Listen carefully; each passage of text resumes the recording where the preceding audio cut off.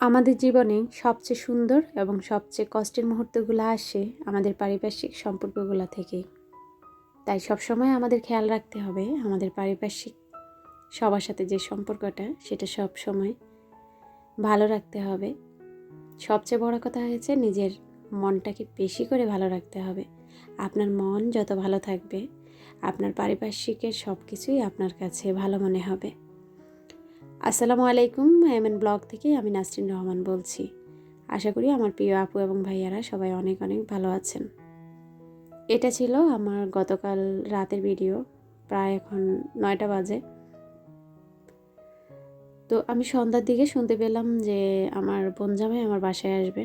তো আসলে হঠাৎ করে মেহমান আসলে আমি কিভাবে রান্না বান্না করি এবং অপ্রস্তুত ঘরটাকে কিভাবে একটু গুছিয়ে নেই সেটা নিয়েই থাকছে আজকের ভিডিও। আশা করি আমার প্রিয় আপুরা আমার সঙ্গেই থাকবেন এবং পুরো ভিডিওটি দেখে নেবেন। আজকে ভিডিও এডিটের সময় একদম ভালো লাগছিল না, কেন জানি খুবই ঘুম পাচ্ছিল।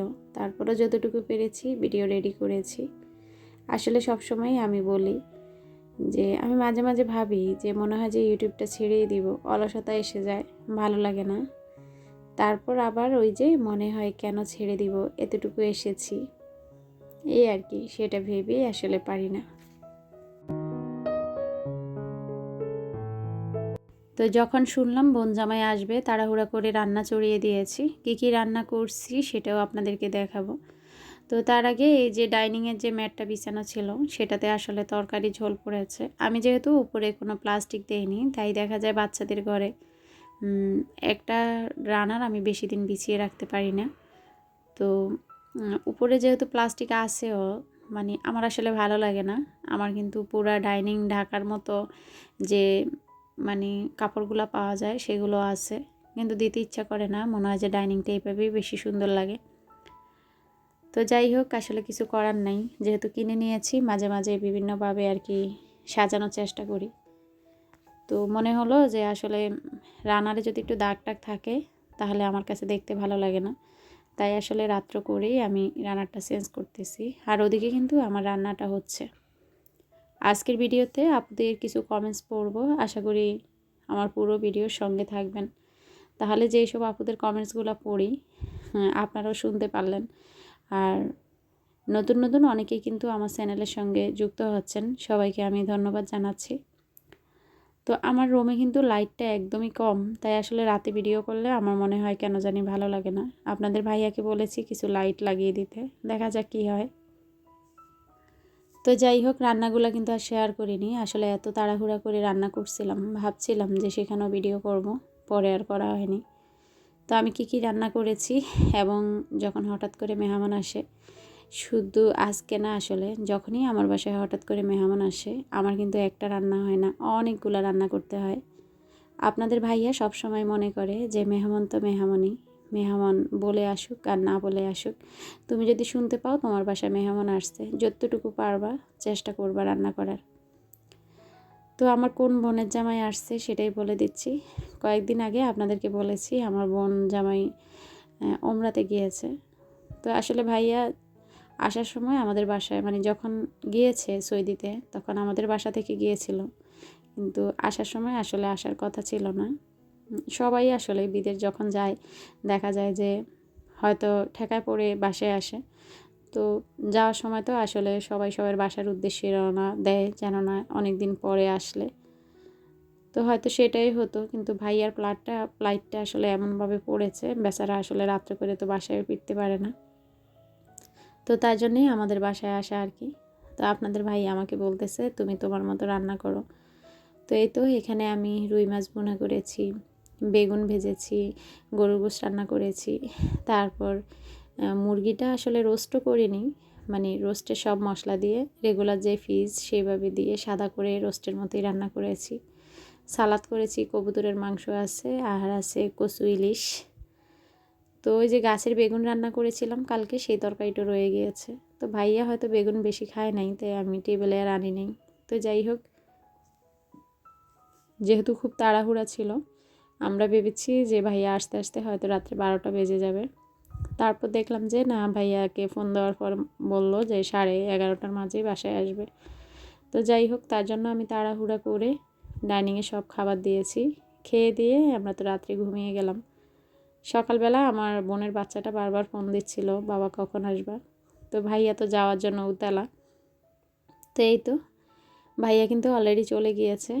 যাওয়ার সময় আমাদের রাসূল পাক সাল্লাল্লাহু আলাইহি সাল্লামের দেশ থেকে ওনার যে খেজুর, সেই খেজুর আসলে অনেকে বলে সৌদি গেলে নাকি মানুষ আসলে খেজুর নিয়ে আসে। তো এটা কিন্তু আসলে সব সময় ওখানের প্রিয় খাবারটাই হয়তো খেজুর। আর সবচেয়ে মজার কথা হচ্ছে আমার প্রিয় খাবার খেজুর। আপনারা যারা আমার রেগুলার ভিডিও দেখেন তারা জানেন আমি খেজুর খুবই পছন্দ করি। তো এখানে 3 রকমের খেজুর আছে, তাই নিসা বলতেছে এগুলো একটু আলাদা করে রাখি। তো আমার তো খেজুরের আলাদা আলাদা পট আছেই, যেহেতু সবসময় আমি বাসাতে খেজুর রাখি। তো সেগুলো রেখে দিচ্ছি। আর দেখিয়েছি আপনাদেরকে, ভাইয়া সুন্দর একটা জায়নামাজ দিয়েছে আমাকে। তারপর তবজি, আতর, ওই তো আসলে হজ করতে গেলে যেগুলো আনা হয় আর কি। তারপর জমজমের পানি তো আছেই। তো সবচেয়ে আমার বাচ্চারা খুশি হয় জমজমের পানি ফেলেই, কেননা জমজমের পানিটা আসলে অনেক বরকতময়। এই পানি খেলে নাকি ক্ষুধাও লাগে না। তো আমি যখনই দেখি বাচ্চাদের কোনো অসুস্থ বা কি পেট ব্যথা করে, তখন জমজমের পানি ঘরে থাকলেই সেটা বাচ্চাদেরকে খাইয়ে দেয় আর কি। তো যাই হোক, জমজমের পানি আবারও পেলাম আর কি। আর আসলে এই পানিটাই মনে হয় একটু অন্যরকম স্বাদ আমার কাছে মনে হয় আর কি। তো এই তো খেজুর কিছু ঢুকিয়ে রাখছি, সবগুলো তো আসলে থাকবে না। এখানেও আমার যে পরিচিত ভাবিরা আছে, যেমন আমার বোন ওই দিন আসার পরেই আমার এক ভাবি কিন্তু বোনের জন্য, দেখা যায় এক বোনের জন্য পিঠা পাঠিয়ে দিল, আরেক বোনের জন্য একটু রান্না করে দিল।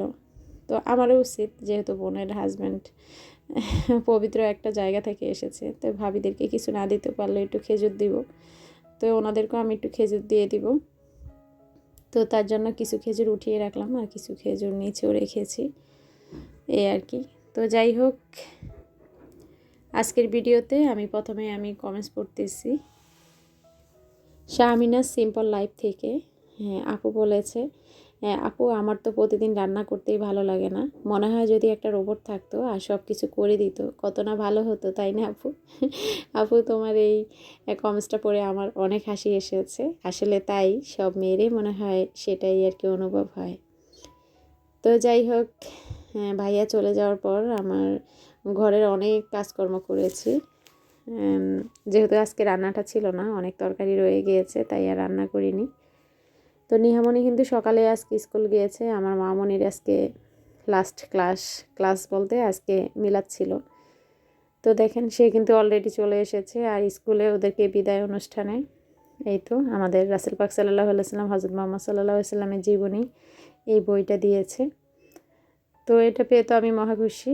বলতেছি যখনই সুযোগ পাই একটু বই পড়ব। অনেক আপুদের জানার ইচ্ছে ছিল আমার মেয়েরা কোন স্কুলে পড়ে, তা আসলে আমি কখনো সেটা বলিনি। তো আজকে আপনাদেরকে দেখিয়ে দিলাম আমার মেয়েরা কোন স্কুলে পড়ে। তো আসলে আমার ছোট মেয়ে, বড় মেয়ে, মানে 2 মেয়ে একই স্কুলে পড়ে। আপনাদেরকে আমি বারবার ভিডিওতে বলেছিলাম আমার ছেলেটাও চায় মেয়েদের স্কুলে পড়তে, কিন্তু আল্লাহ পাক সেই আশা আমার পূর্ণ করেনি। তবে আল্লাহ পাক উত্তম ফয়সালাকারী, তাই হয়তো আমার ছেলেটা মানে হাফেজ হওয়ার জন্যই আল্লাহ পাক চাচ্ছে। তো সেই ইচ্ছাটাও যেন আল্লাহ পূর্ণ করে। তো এই তো ওদের বিদায় অনুষ্ঠানে ফুল দিল, বই গিফট করলো, তারপর এখানে মিষ্টি দিল, এই যে স্পাইট দিল, কলম দিল, তারপর হয়েছে স্কেল, অনেক কিছু দিয়েছে। তো আমাকে এনেও দেখাচ্ছে আর কি যে মা এই যে এগুলো দিয়েছে। তো সবাই মিলে মেয়ের মিলাদের একটু একটু মিষ্টি খেলাম। আর সবচেয়ে খুশি হয়েছি আমি এই ফুল পেয়ে, যে ফুলগুলো অনেক সুন্দর। তো ও বলেছে যে আমাকে তো 3টা ফুল দেয়নি, একটা ফুলে দিয়েছে। আমার বান্ধবীরা বলেছে ফুল নেবে না, আমি তো জানি আমার মা ফুল খুব পছন্দ করে, তাই সেই ফুলগুলো আমি নিয়ে এসেছি। তা আসলে মেয়ে এত কষ্ট করে এনেছে, আমি সেটার অবহেলা করব কেন? আর এইভাবেও আমি এই ফুলটা অনেক ভালোবাসি, তাই ফুলগুলো আমি ডাইনিংয়ে ভিজিয়ে রাখছি। তারপর আমি কমেন্টস পড়তেছি কল্পনাস ব্লগ থেকে। আপু আমাকে কমেন্টস করেছে, অনেক বড় একটা কমেন্টস করেছে, আমি পুরাটা পড়তেছি না, তবে এতটুকু পড়তেছি। আপু বলেছে, আপু তুমি কি আমাকে ভুলে গেছো? আপু কেন ভুলবো? আসলে অনেক চ্যানেলের নোটিফিকেশান আসছে, তো দেখা যায় মাঝে মাঝে কিছু ভিডিও বাদ পড়ে যায়, তখন আপুরা মনে করে আসলে ভুলে গিয়েছি। আপু আসলে যাদেরকে ভালোবেসে একবার জায়গা দেই তাদেরকে কখনো ভুলি না।